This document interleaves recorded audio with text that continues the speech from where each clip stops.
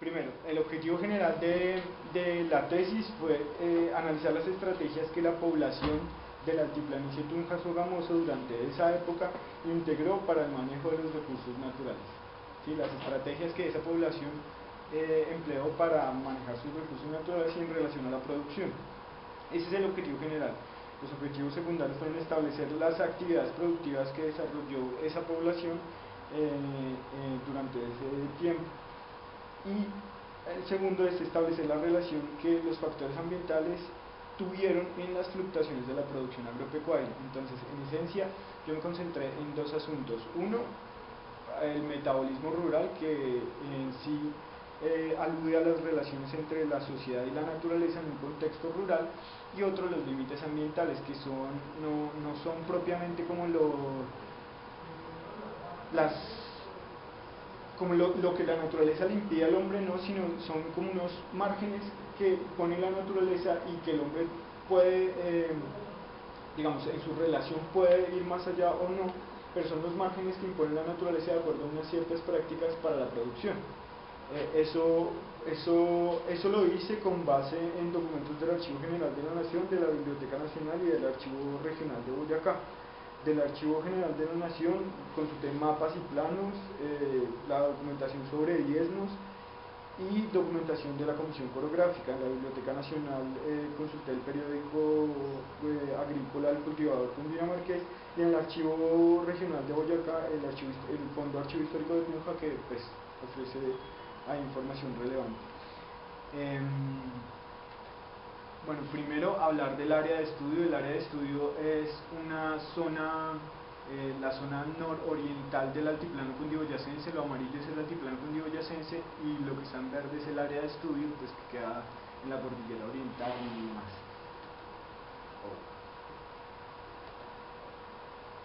Es esta el área de estudio y compone...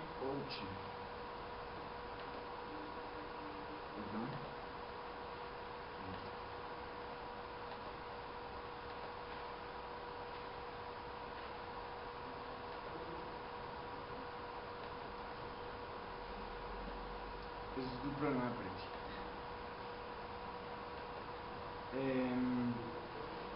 Bueno, no se alcanza a ver muy bien, pero son tres altiplanicies que se identifican en el altiplano cundiboyacense. Uno, que es esta parte que está acá, que está como el si podemos llamarlo, es la sabana de Bogotá.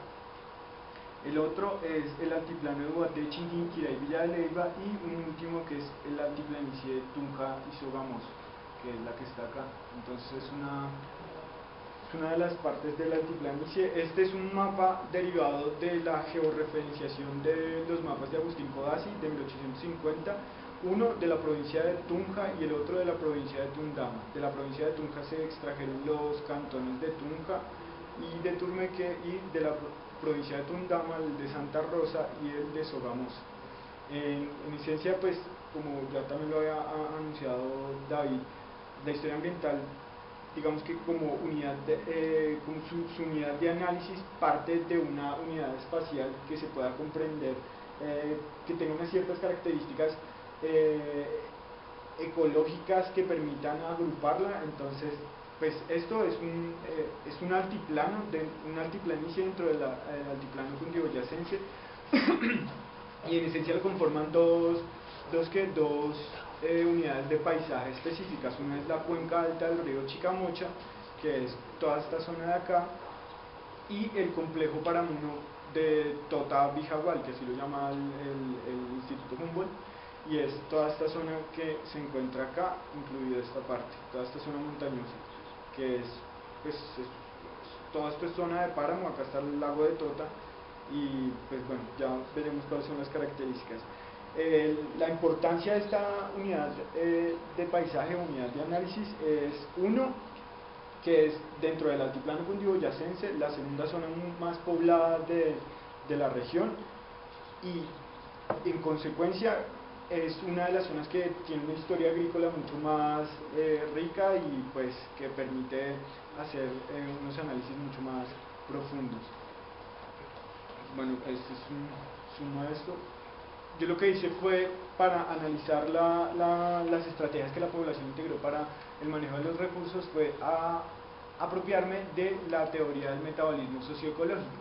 Entonces, básicamente, este es un modelo que ellos proponen, que los autores del metabolismo socioecológico proponen, y es interpretar las relaciones entre la sociedad, que vendría a ser esta cápsula, y la naturaleza, que es todo lo que lo rodea. O sea, la naturaleza, dentro de la naturaleza está la sociedad.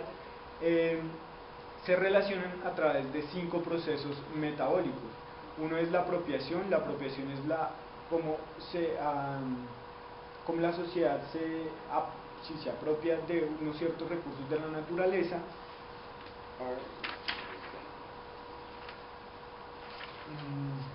Bueno, se apropia de unos ciertos recursos de la naturaleza. Para hablar de pues, la línea más larga, estos recursos circulan en la sociedad, son transformados, se consumen y se genera una excreción. Cada uno de estos procesos metabólicos genera un proceso de excreción, y es cuando circulan un producto X, esa circulación genera un residuo, una basura, en este caso, que en esta época lo llamaríamos la basura que se produce por la circulación de productos o la transformación de los mismos y demás. Eso es lo que propone esta teoría, pero a su vez en esos 5 procesos metabólicos se pueden ver dentro de 3 campos. Uno es el metabolismo rural, el metabolismo urbano y el metabolismo industrial.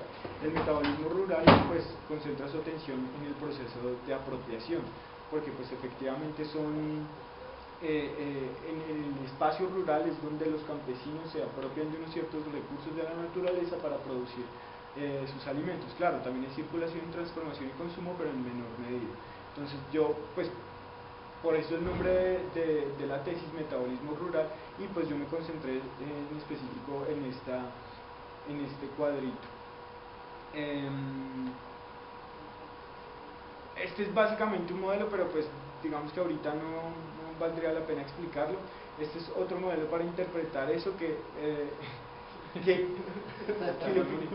en esencia no, es algo en realidad muy sencillo. Son 4 unidades de paisaje dentro de los cuales se mueve la sociedad. P viene a ser la sociedad, pero la sociedad como unidades de apropiación, o lo que en historia económica se llama unidades de producción: haciendas, estancias, estancias de pan coger, hatos de ganado mayor y menor y demás, que se relacionan con 3 unidades de paisaje. MAC es medio ambiente conservado. El medio ambiente conservado es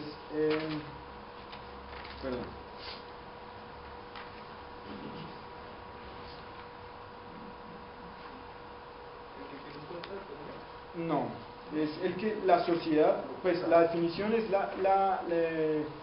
es el área que la población decide conservar porque provee algunos recursos. Claro, eso es una noción muy contemporánea, porque pues existen en este momento, digamos en este momento de la historia, espacios que son legalmente constituidos como zonas de reserva forestal o zonas de reserva natural y cosas así. Para el siglo XIX transpolar ese concepto, y de hecho cuando presenté la tesis en el grupo de investigación se generó ese debate. Cuando uno pasa ese concepto a otro periodo histórico, se vuelve débil, porque la sociedad en ese momento como tal no se catalogaba como un lugar como se debe conservar porque provee estos recursos y tal, no, sino por otras razones. Yo lo que aduje en mi tesis es que, bueno, yo catalogué como medio ambiente conservado páramos y otras zonas que ya más adelante observaremos. Es que esas zonas también tienen un carácter cosmogónico que pues deriva de las relaciones que las comunidades indígenas establecieron con el paisaje, y eso que generan también una cierta necesidad de conservación, pero no solo eso, sino también como espacios inaccesibles para la sociedad, que tienen unos ciertos límites naturales como el frío o las posibilidades de vivir en esas zonas que no permiten que la población se establezca o genere una relación de apropiación con ese lugar. Medio ambiente transformado son las zonas que la población transforma a través del cultivo o de la ganadería o algunas otras actividades. Es básicamente, digamos, si hay un bosque y se tala para cultivar, se transformó la cobertura vegetal de ese espacio para realizar otras actividades. Y medio ambiente utilizado es el espacio en el cual la sociedad se apropia de ciertos recursos sin generar mayor daño a los ecosistemas que están presentes allí. Y finalmente el medio ambiente social, que es las relaciones que o sea, las unidades de apropiación realizan con el medio ambiente social, que son, el medio ambiente social son las ciudades o los mercados que están dentro dentro de los circuitos mercantiles y con los cuales se comunican. Estas flechas lo que manifiestan son las relaciones que se establecen, y pues yo lo que hice fue reconstruir ese modelo, y lo primero que hice fue, bueno, de medio ambiente transformado en esta zona que encontramos, qué actividades y qué características tienen. Las actividades son actividades agrícolas, de ganadería y minería. ¿Cuáles son las características? Que son una agricultura de secano, es decir, la provisión de agua para estas zonas no se limita al agua lluvia y no proviene de riego u otras cosas, a excepción de sogamoso. Cultivo de pastos y forrajes para ganado vacuno, lanar, cabruno, porcino y equino. Bueno, cabruno no es sino caprino, no, he corregido algunas cosas. Y ¿cómo? Es de las fuentes, ¿no? Pues yo lo puse ahí como las fuentes lo manifestaban, entonces pues. Y principalmente extracción de hierro y carbón. En esta zona se encuentra lo que hoy se llama Paz del Río. Entonces, y esta zona es de extracción carbonífera muy grande. Bueno, dentro del medio ambiente utilizado, actividades de recolección forestal, extracción de minerales no metálicos y ciertas formas de cultivo y de ganadería por forrajeo en vegetaciones originales, de páramo y de humedal en algunos casos. Entonces acá básicamente las características es recolección de productos forestales, leña, madera para construcción, madera para ebanistería, maderas tintorias y plantas medicinales. Esto se viene reformulando gracias a unas discusiones con el grupo de investigación, y se reformula ¿en qué sentido? En que la madera para construcción y la leña son un recurso que necesita un recurso constante para la sociedad. Por lo tanto, no es propiamente un medio ambiente utilizado, sino un medio ambiente transformado, porque se está generando una afectación a los ecosistemas. De hecho, en Tunja, para la época, ya se habían acabado varios bosques para producto de la provisión de leña y madera para construcción que la población de la ciudad de Tunja necesitaba. Digamos, a la larga, no sé, metodológicamente, teóricamente, esos dos conceptos, el del medio ambiente transformado y el medio ambiente utilizado, no pueden ser como en algunos momentos usted, digamos, no siente que sí. se mezclan y se Sí. Y efectivamente pasa eso, y pues como lo decían en las discusiones que tuvimos con el grupo de investigación, es que, claro, uno tiene que tomar decisiones finalmente en una investigación, y cuando pues está escribiendo ya el proyecto de tesis tiene que tomar decisiones. Entonces, ¿dónde lo pongo? Claro, yo ya cogí ese marco teórico y decidí completar ese modelo. Ahora, ¿dónde pongo qué y bajo qué criterios lo ubico en tal lugar o en tal otro? Yo para ese momento decidí esto, pero eso pues claro, se puede reformular, pero digamos que las características y las definiciones como tal sí permiten que se establezca esa cierta distinción entre transformado y utilizado, porque Si observamos las dinámicas que se dan de ganaderías en los páramos, la ganadería, las vacas solo son llevadas a los páramos en momentos de sequía. Entonces, claro, es un espacio, un ecosistema que se usa, se utiliza sin afectar en mayor medida porque las vacas no están ahí todo el tiempo. Entonces la resiliencia, que es la capacidad que tienen los ecosistemas para regenerarse después de un daño, es mucho más rápida en esos casos que no cuando las vacas se permanecen allí. Entonces son varios criterios que permiten ubicar una cosa en un lado y en otro. Luego está el medio ambiente conservado, que pues, son páramos y humedales. Y esto medio ambiente conservado lo saco de los datos que Agustín Codazzi presenta sobre las zonas dentro de esa unidad de paisaje que yo estudié, las zonas que se constituyen como terrenos baldíos, es decir, terrenos que no son propiedad de nadie, posiblemente se usen, y claro, se usaban, pero no como una propiedad que estuviese en una apropiación constante por parte de una hacienda o una unidad de apropiación dada. Finalmente, el medio ambiente social, que es donde se generan los intercambios de tipo económico, es decir, las transacciones comerciales de compra y venta de productos. Este es el mercado. Entonces aquí vemos venta de manufacturas de hierro, cristal, lana de algodón, venta de harina de trigo y pues los demás que encontramos allí. Con este cuadro gracias a este cuadro y pues bueno, la teoría logré construir, que no sirve un carajo, logré construir este modelo. Y básicamente lo que hace el modelo es reconstruir las relaciones entre la sociedad y la naturaleza. Entonces acá tenemos el medio ambiente transformado y la minería. Todos estos datos los provee la Comisión Coreográfica. Los extraje pues, datos del Archivo General de la Nación y de la Comisión Coreográfica. Entonces, de minería, ¿qué tipo de minerales? Azufre, carbón, que son carbón es el más extraído en esta zona, plomo, asfalto, cristal, piedra de chispa y varios otros. Cultivos: trigo, maíz,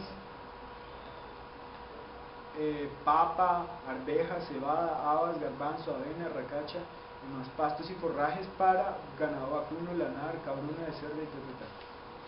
Y acá estos valores, hectáreas y el valor porcentual, lo extraje precisamente también, bueno, convirtiendo los valores de leguas granadinas a hectáreas, que leguas granadinas era como los tenía Codazzi, a hectáreas. Y pues lo que hice fue, de acuerdo a las características, a los viajeros que estuvieron por esta zona, de las características que decían que para los cuales se usaba cada terreno, entonces Codazzi dividía entre cerros, laderas y valles.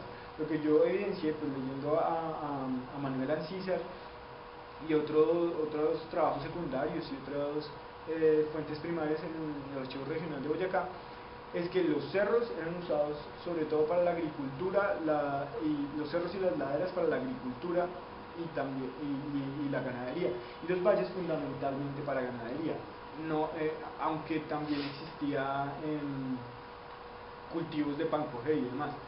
Luego está el medio ambiente conservado, que son básicamente páramos, y así los identifica Codazzi, lagos, lagunas y humedales, pues son zonas a las cuales no se genera una mayor afectación, pero en estos páramos es unas zonas de los páramos, porque hay páramos que son utilizados y que están dentro del medio ambiente utilizado, y se usaron para cultivar papa, y hoy día también se cultiva en los páramos, se cultivan papa, haba, cebada a 3.660 metros sobre el nivel del mar. Estos datos son extraídos de Manuel Ancísar, maíz, arveja y demás. Bosques, que como ya dije, bosques, acá hay que replantear eso, porque si bien las plantas medicinales, es decir, las plantas que se recolectaban como de una manera, digamos, menos intensiva, sí se pueden considerar como medio ambiente utilizado. La madera para construcción y las maderas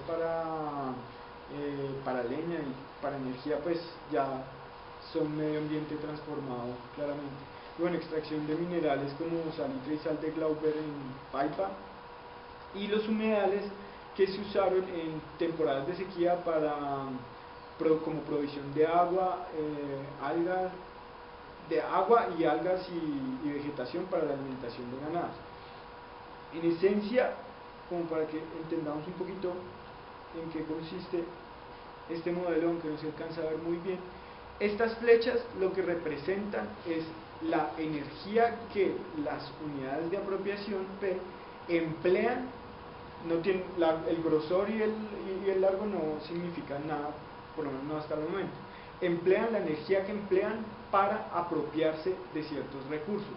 Entonces la energía que emplean para apropiarse de ciertos minerales, de ciertas plantas y pues para cultivar ciertos forrajes en una unidad de paisaje dada, que es el medio ambiente transformado, y así sucesivamente.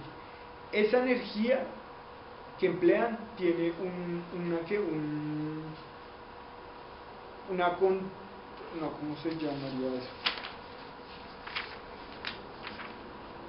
Tiene un flujo de retorno. Y el flujo de retorno es, pues efectivamente, los minerales y las plantas que producen.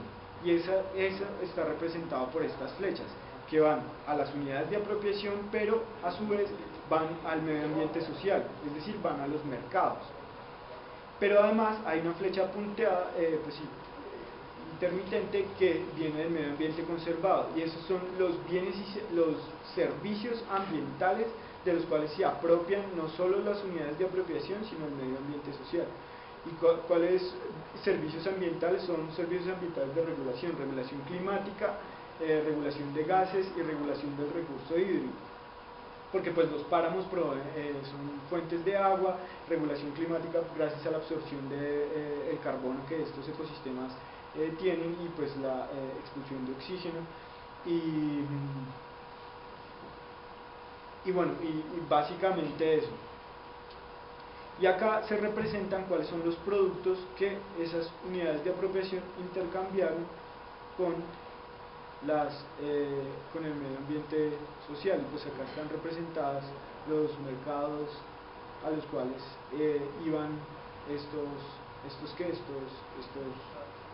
estos productos. Perdón que no se vea bien, pero tengo que resolver eso pronto. Básicamente lo que se evidencia es que al medio ambiente social van manufacturas, alguna que otra manufactura, pero sobre todo productos primarios, y hacia las unidades de apropiación van productos del extranjero, productos de las zonas bajas y alguna que otra manufactura. Entonces pues digamos que una vez más se evidencia las relaciones de estas poblaciones son pues un aprovechamiento vertical de los recursos, es decir, todavía hay una comunicación con otros espacios más bajos y para obtener recursos que no se obtienen a ese tipo de alturas. Ese es uno de los puntos que acogió la tesis. Y pues una de las conclusiones que se extrajo de este modelo y otras varias cosas es que la estrategia del manejo que empleó esta población para el manejo de los recursos naturales fue una diversificación de las prácticas agrícolas, es decir, hay tanto ganadería como cultivo, pero además también hay recolección, y no hay ganadería de un solo animal, sino hay vacas, cabras, cerdos y otros tantos animales, y pues diferentes productos que se cultivan en esta zona, y pues recolección de otros productos. Y esas actividades se realizan en interacción con ecosistemas altoandinos, pues ecosistemas estratégicos, como son los páramos, los humedales, los bosques y los fértiles valles. Ahora viene el asunto de cuál es el límite que establece la naturaleza para la apropiación de esos recursos bajo esa estrategia. Y lo que yo evidencié revisando la documentación de diezmos que permitió construir series del recaudo decimal que mal que bien permiten evidenciar unas ciertas variaciones de la producción agropecuaria.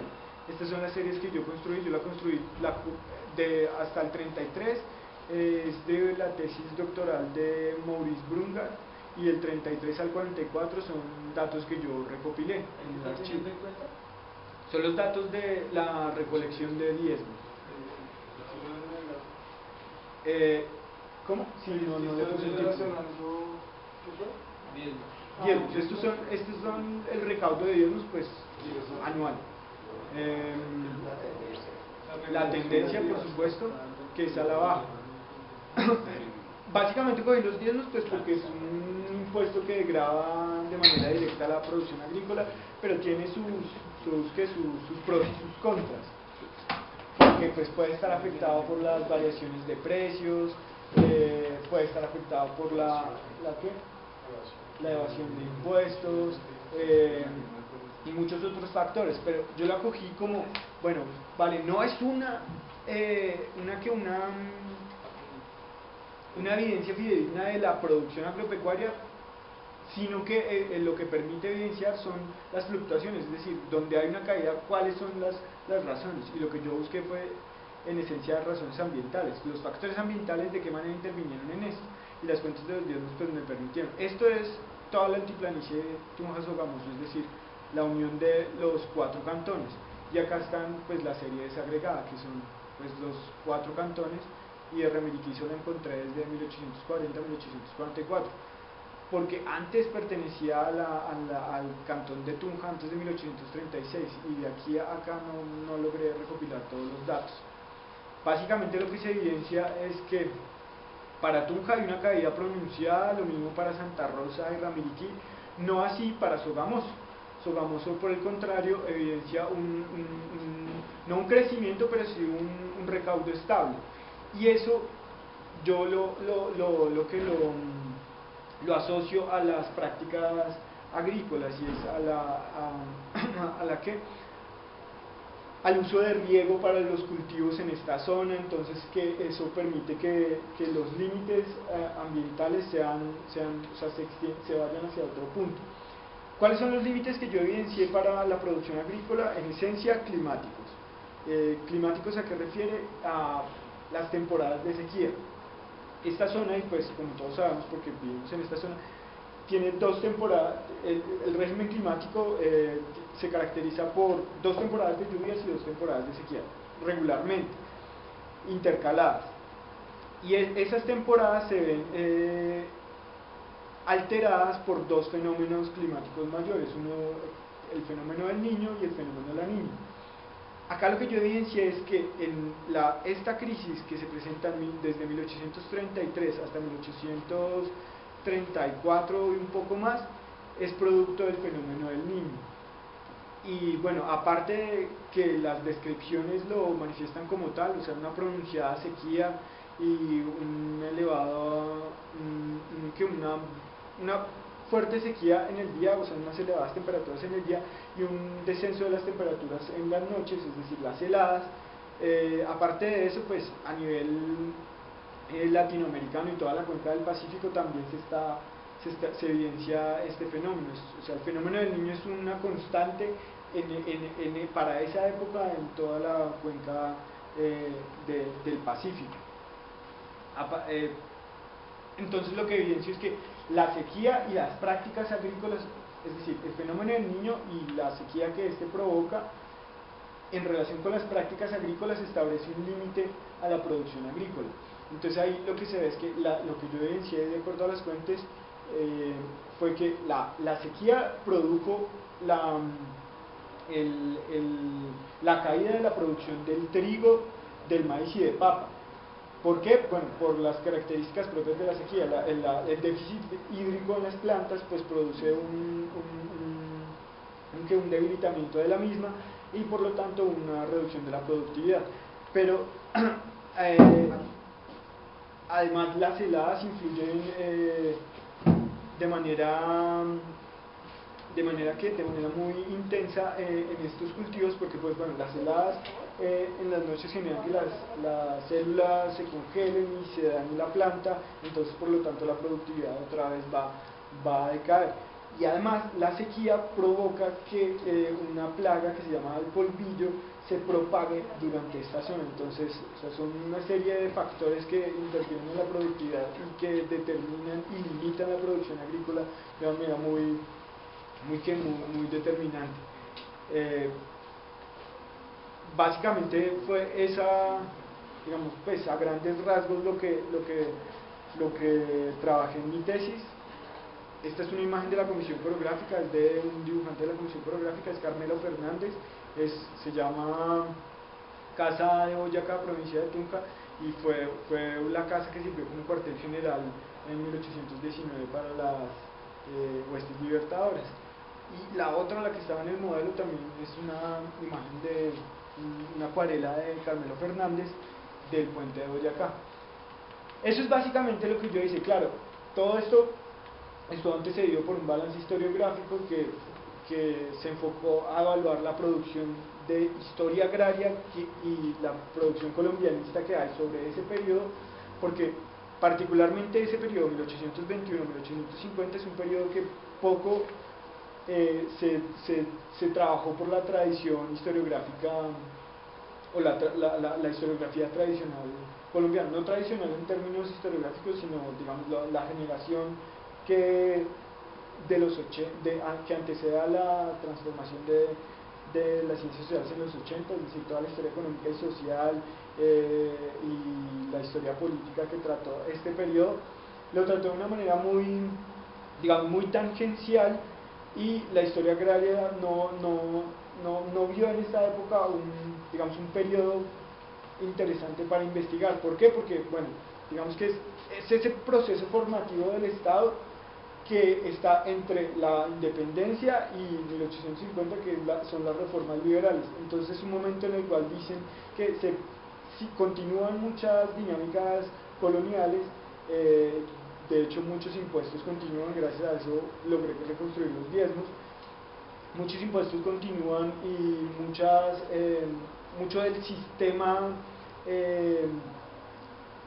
fiscal de la colonia permanece en esta época, pero hay otros cambios.